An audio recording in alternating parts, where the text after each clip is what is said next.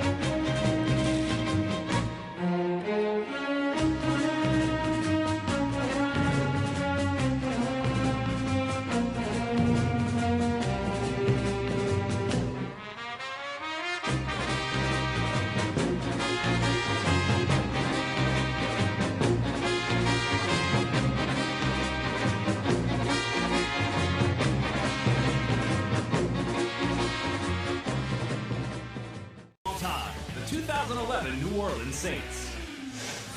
5,300 passing yards in a season. That's incredible. Meacham has the touchdown. And that's what number on this list?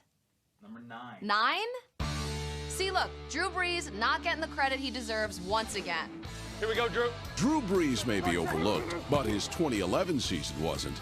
He and head coach Sean Payton led the Saints to a 13-3 mark, tied for the best record in franchise history.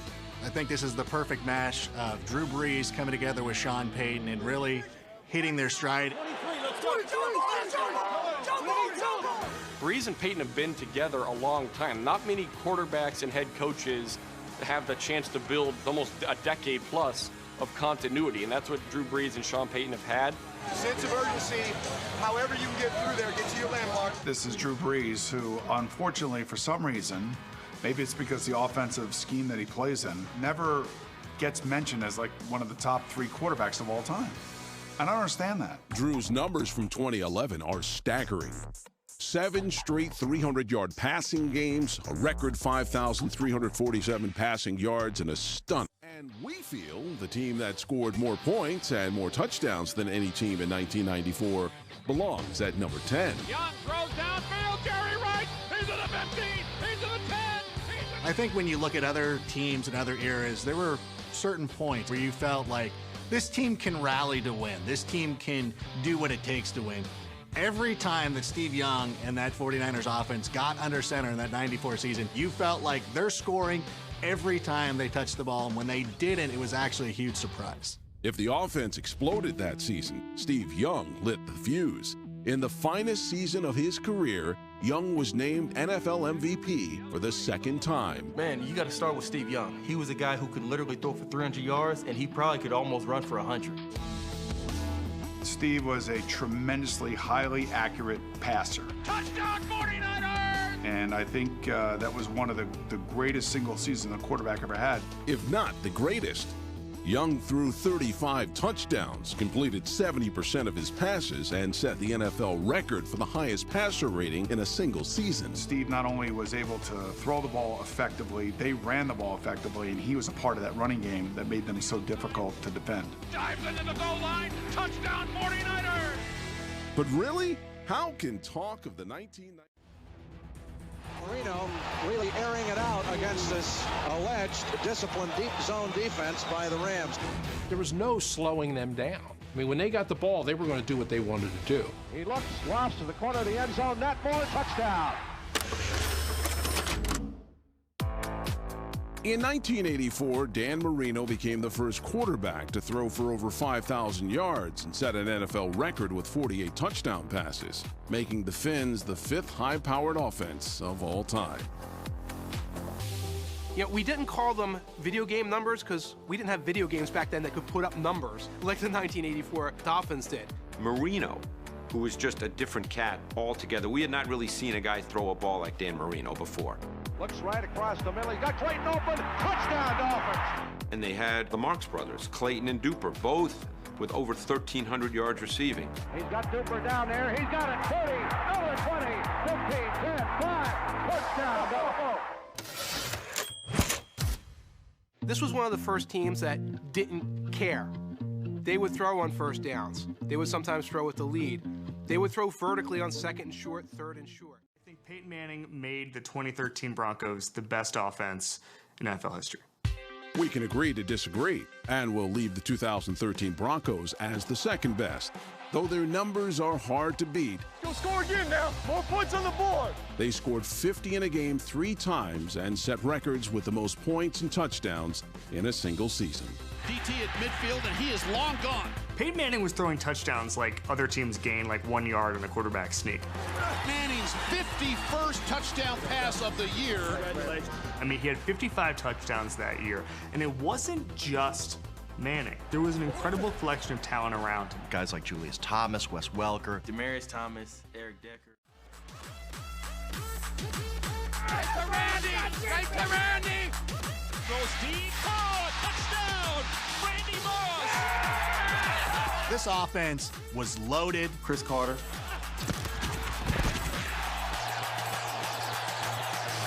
First down! Randy Moss. Oh, sleeping catch for Randy Moss! Jake Reed. Touchdown, Jake Reed! And Robert Smith. Robert Smith, look out! Here he goes! Pulling away! You know, Randall Cunningham. Rolling out, Randall Cunningham. Pump fake, he got it! Cunningham on the keeper! They were dominating that year. And Cunningham, he looks out there and he's laughing. They call me the freak, man. Why they call you the freak? Because I'm a freak of nature. You're going to see today, just keep your eyes glued to the TV. Our number 4 high-powered offense was loaded with talent, but it was a freak who scored an NFL rookie record of 17 touchdowns that made the '98 Vikings so special. Fires deep, got Moss! Touchdown, Vikings! he was electrifying as a rookie. Bomb downfield to Moss. Down there, juggles in. The reason he's a first ballot Hall of Famer is because the moment that he stepped on the football field as a rookie for the Minnesota Vikings, he was unstoppable. It's an offense that was obviously 40 years ahead of its time when you think about it. Don't let the black and white footage fool you. The 1950 Los Angeles Rams were not your great-grandfather's normal cup of oval team. And they're doing it by throwing the football, which for a lot of people was heresy. In the 1950s, a lot of teams just ran the football, but the LA Rams were a little bit different. The Rams in 1950, they had two quarterbacks. They had Norm Van Brocklin, and they had Bob Waterfield. The Rams, led by Bob Waterfield, make their appearance. Each of them started 6 games, and they would rotate in and out, and they had a very prolific passing offense. That's Waterfield again doing the damage. They really brought the passing game into the 50s. Without the 1950 Rams, there's a case to be made that the passing game doesn't take off as much. Just overwhelm opposing defenses. It was frightening. The Patriots scored on their first drive of the season and never stopped. Brady fires to Welker. Touchdown! First touchdown pass of the season scored on the first drive of the season. It's fun to watch a professional team just tell the NFL to screw off, tell the rest of the league to screw off. We're going to embarrass you each week, and that's what they did. This is like a midget league team stumbled onto the field against the big boys. We could say it's a great offense, but let's just say what it is. It's Brady and Moss. When you have the combination of Brady and Randy Moss, football doesn't get any more fun than that. 26! Direct snap to Brady. Looks, fired. Touchdown! Randy Moss! Touchdown, Randy Moss! The 98 Vikings and the 07 Patriots. What do they have in common? Oh, right. Randy Moss. Randy Moss looked washed up for the Raiders, and so the Patriots, as they're known to do, they got him on a good deal in the trade. I was actually hanging out with Moss when he got the phone call from the Patriots telling him that he had been traded.